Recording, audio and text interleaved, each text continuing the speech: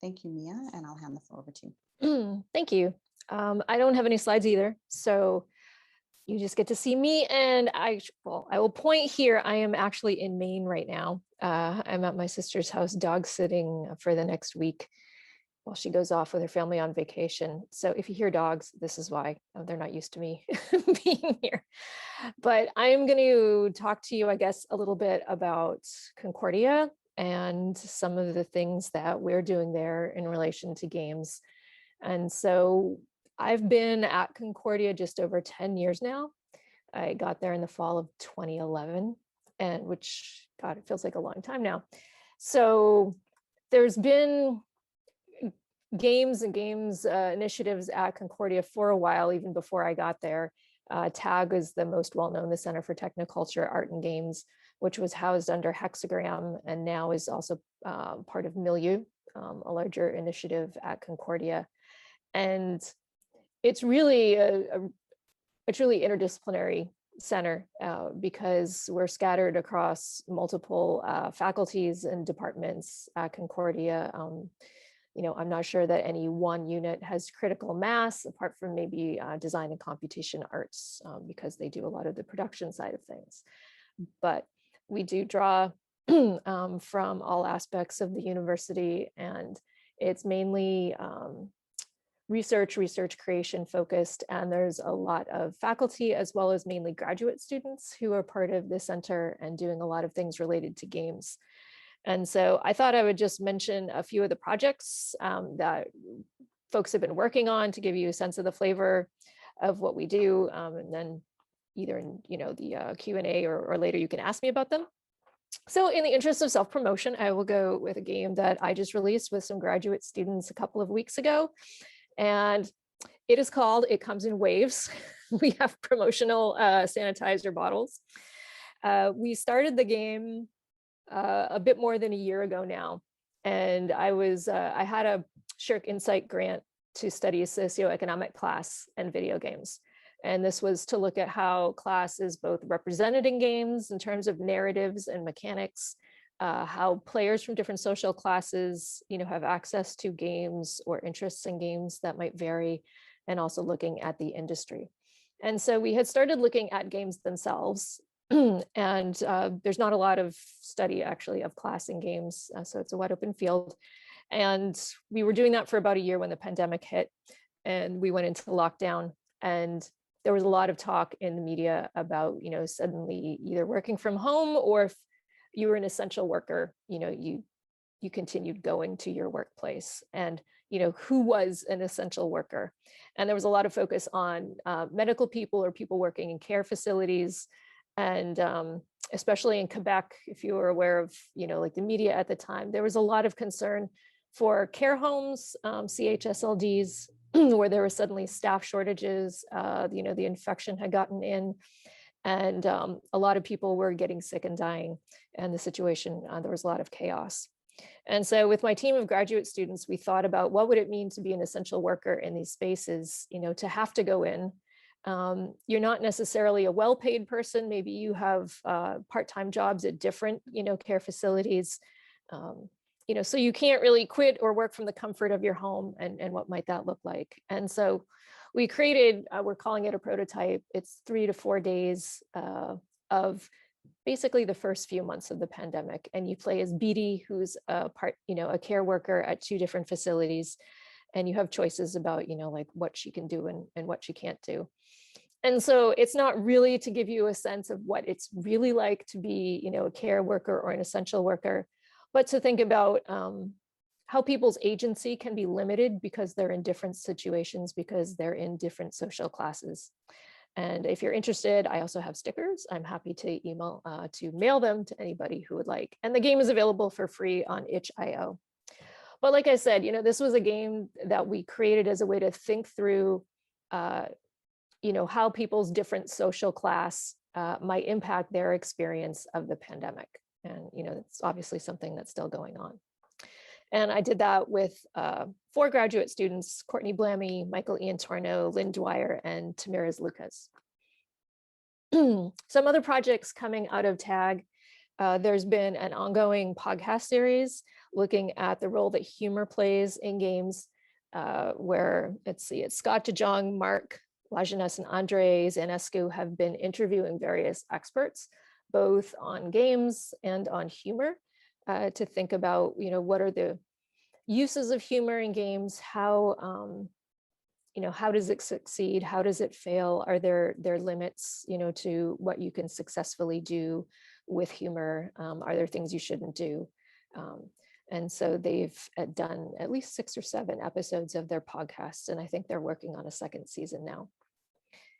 We also have various other faculty working on games. Jonathan Lassard created one called Jacques the Fatalist, which is an interactive adaptation of a Diderot novel, which he calls a walking simulator of conversations. We have various faculty who are interested in making sort of small experimental games that either play with traditional mechanics or take development or their ideas in new and different directions. It's a way to do it when you don't have the pressure of the market. Similarly, Pippin Barr has been doing a series on ancient Greek punishments. He's been making games and demaking the games, sort of taking a game and moving it to more an earlier platform, like taking a 3D game and moving it to 2D, taking that game, moving it to, like a paper, like a tabletop game, to see how the message might change as you change platform, or how you can adapt mechanics. Can mechanics be successfully translated? When do they bend? When do they break?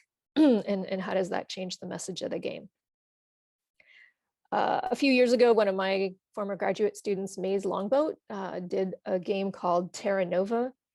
And this was his visualization or his conceptualization of what happens when first contact happens in the future.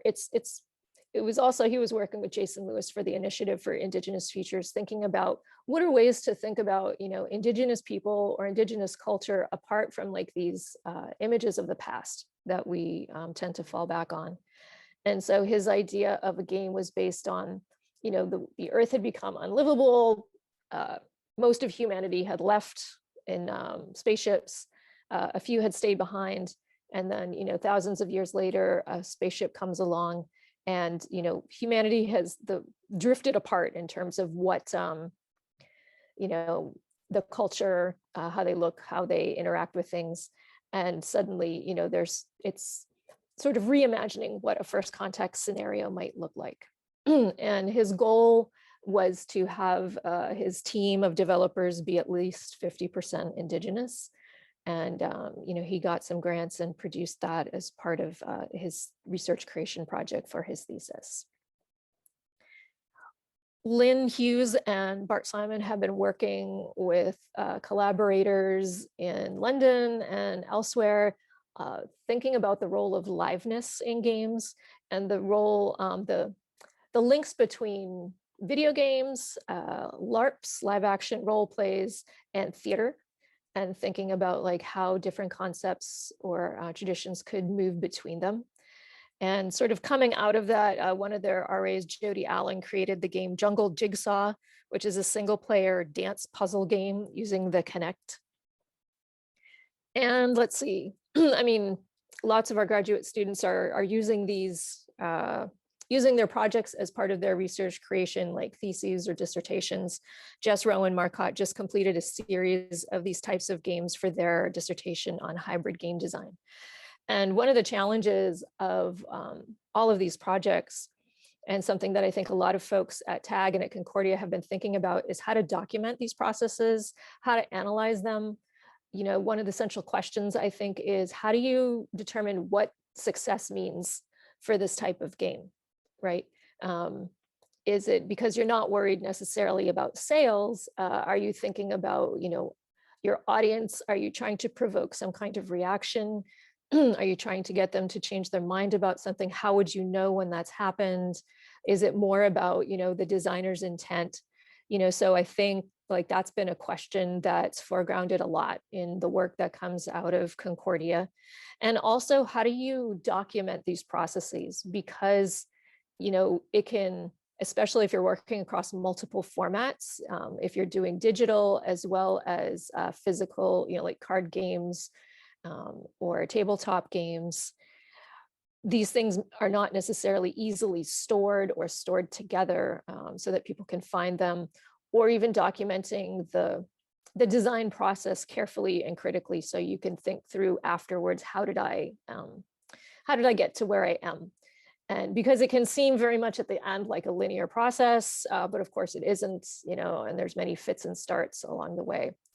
And so those are some of the things that we're working on. And there's tons more if you go to TAG's website, which is just tag.hexagram.ca, and I can put it in the chat. And you can see an even wider range of projects that folks are working on. Thanks. Thanks, Mia. And there was a question from Justin Souls. You mentioned your SHIRK grant, and he's asking if there was much interest among the Tri-Council funders to insert SHIRK and CIHR in gaming related research. And I had responded a little bit in the chat, just that I knew about this unit within SHIRK called Imagining Canada's Future, but I was wondering if you could speak a little bit more to that grant and sort of, or to the broader right. funding world, because I imagine as in your sure. position, you know a lot more. Well, actually, like I was saying, we sort of came up with this idea for the game after I'd already gotten the grant. So it wasn't written in as part of it. I have gotten through Quebec, the FRQ-SC program. They do research creation grants. And I had another project funded through them looking at players who make choices in games, so ethical games with ethical dilemmas, and like, why do people make the choices that they do, and can you push them to make different kinds of decisions? And so FRQ has been supportive of those projects. That one I had was a 3-year grant through them, and I've currently got another application in for those.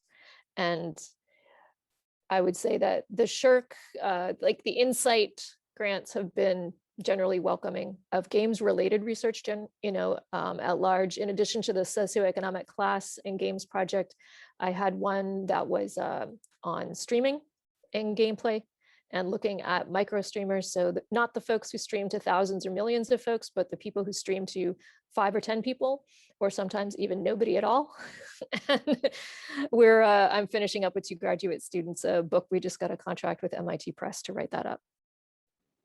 Thanks. And I just a little quick follow-up, which is kind of my question here. The FRQ, is that done in English or in French? It's you can apply in English. So you have to submit, I think, a title and an abstract in both French and English, but you can submit the full application in English. Okay, yeah, because I know that language Yeah. is also part of the, and especially in the government too, that's part of the consideration, that we want to Right. do a lot of the stuff, solidly in English, but really need to be able to expand. So I'm just curious there. Yep. And I see Jeffrey has got his hand up as well. Go ahead, Jeffrey. Hi, Mia. Thanks so much. I just finished my OCADU master's research about how economies are modeled in games like SimCity, how designers might represent things like circular economies in those games. And so what I was wondering is, it's kind of a specialized question, maybe you can de-jargonize it. I'm curious, how do you balance positive and normative approaches in your work? And more specifically, how do you manage the idea of like map territory relationships and the philosophy of what is possible and even desirable to model of a complex social system? Oh gosh, that's a huge question. Huge, sorry, huge question. That's okay. When we, when we started this social class and games project, when we were looking at games to analyze, one of the big questions was, what does that mean? What does class mean in games? It can feel straightforward to think about, gender or race or sexuality, but class, an easy answer to start is, the jobs that are in games or the economies that are in games. And that led us to also question, are there games that don't have economies, that are set up like a capitalist system? And I mean, there are obviously sort of the medieval, the feudalist systems in like lots of fantasy-based games, but it's really hard unless you're thinking about like a puzzle game to think about games that work outside of those systems. So it is like, that is very normative in terms of the game space and the possibility space. And somebody, I was at a different presentation, or no, it was a reading in my class. We were talking about like strategy games like Civilization, where the entire game is based on a colonialist, paradigm of conquering land, right? And what would it mean to create an indigenous version of that? Can you reimagine it? Is it possible? And this was just a brief thought exercise we did, but I think that would be, like a really great thing to explore, like in a larger project. Does that answer your question at all? Yeah, absolutely. I heard this resonate as well, so it resonates with me. Okay, thanks. Thank you. And then there was a question from Greg Linton. Have commercial games with serious overtones like This War of Mine influenced what the program at Concordia is doing? Do they influence what the? Yeah, that's the question. Oh, okay, yeah, I'm just finding it now. A game called Well, This we War of do Mine. have, yeah, so I think everything influences, what's possible, because, for example, like with myself or with my students, when we are thinking about projects, first of all, we may be responding to what's out there and what's available. And, like, for example, the mechanics that other projects have used, including commercial games like that. And we may want to, respond to those or incorporate in, innovative things. This War of Mine really does a good job of, like making the player question why they're doing what they're doing, or bring, a sense of, judgment or not judgment, but reflection maybe to their actions. And so I think it's very individual in terms of either like people's classes that they're teaching and the readings that they have them do, or the games that they make them play, or the students and their particular, the project that they're making.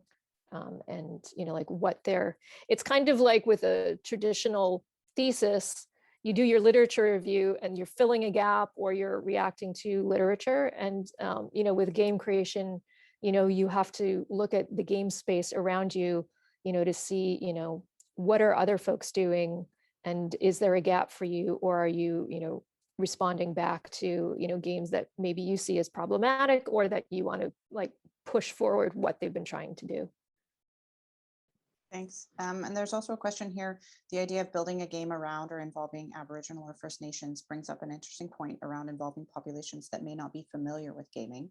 How do you approach these types of populations to get them to participate in the game development process? There was a great initiative a few years back, and actually, I mean, it's still kind of ongoing. Kim Sawchuk has had quite a few SSHRC develop, not the Insight grant, but the partnership grants, where she's working with older Canadians and technology, and arguing that, most of like how we think about technology for older people is about adaptive, or, like assistive technologies. But she also wants us to keep thinking about, technology as a leisure form, right? Or something to engage with and enjoy. And she's worked over the years to build partnerships with local organizations, like outreach organizations for seniors. And one thing that we did a few years ago was had a game design workshop specifically for, older Canadians, senior citizens, 65, 70 and up, and having them come in and work with us over the series of, a few days of here's how you make a game and a paper prototype, and, like building it and, getting feedback and then presenting the ideas. And for a lot of them, they actually really enjoy games. And the biggest challenge they had was finding places where they could get recommendations for games that they might be interested in, because they weren't hooked into the specialist networks that, like we might be. So that was definitely one approach that's been successful. Good. And that's, I think there may be just a link there with the next question, which was, can you tell us more about ethical games and how they can change behavior? Right. Well, how I I don't know how they can change behavior. I mean, that's like a really big ask for a game. It's like education in general. You can sort of teach some concepts, you can teach some ways to think, but it's like public relations, getting to the behavioral change is, like, I don't know if I want to say the holy grail. I don't necessarily need to change people's behaviors, but it's like I say with the game that we were doing, it was more about raising awareness and, thinking through like, what is, how does your agency change, if you're in a more precarious position? What are the things that, I might be able to do that even like my students aren't able to do, and because of our different positions. And so like I think of putting them out there as like nudges, and maybe people can take them in, and eventually, if there are enough nudges, they can get to a tipping point on their own. But I can't claim that a game is going to automatically change how they think about something. Yeah, and we face that too, and Yeah. particularly in a policy space. There's a question on what grading criteria you have for your students' games. This is the big one. This is the one that we talked about in the class I taught on research creation constantly. So a lot of it was based on self-evaluation. If they were making games, they usually had to have a research question. And I would ask them in the beginning, like, how will you define success, for your project? What are the things that you want to do? And for some people that would relate to players' reactions. For others, they weren't interested in players' reactions. They were interested in, like, I want to be able to create a mechanic that will express frustration or paranoia or something like that. And they would still have to test it, either through in class, having other people test, play the game and give them feedback, or having people outside the gameplay and interviewing them, or having them do surveys. But like that was part of it. And they would write up a postmortem, and, talk about it. And I could see, like, did you achieve your objectives, rather than something like polish, and then of course, there could be some very basic things like, is the game free of bugs? Is it runnable? Did you get the desired content into it? Is it of the scale that you wanted it to be? Those can be some basic ones too, but yeah, it's really hard. Yeah. And then there's some interesting discussion just in the chat, but no specific questions coming up. Okay. Although I did notice that Jeffrey had, sort of a loose question around procedural rhetoric or persuasion through process. And like, I think this is almost tangential to gaming. Like, it's important to understand, but I think having that, and now I'm sort of engaging you as that, but like, what is the purpose? What are you wanting to get out of it? And that's really necessary, I think, when you're, on our side, when you're wanting to put a game together, you have to know what your objective is and what you're trying to get out of it. Right. And if the idea is you are trying to persuade people towards a particular perspective, then you're going to obviously have a game design and a game approach that will get there. I think, but definitely. More of the so I think if there's nothing else, maybe we can, if there's anything else you wanted to add before we switch over to Neil. No, I'm good. Thank you. Okay, thank you so very much.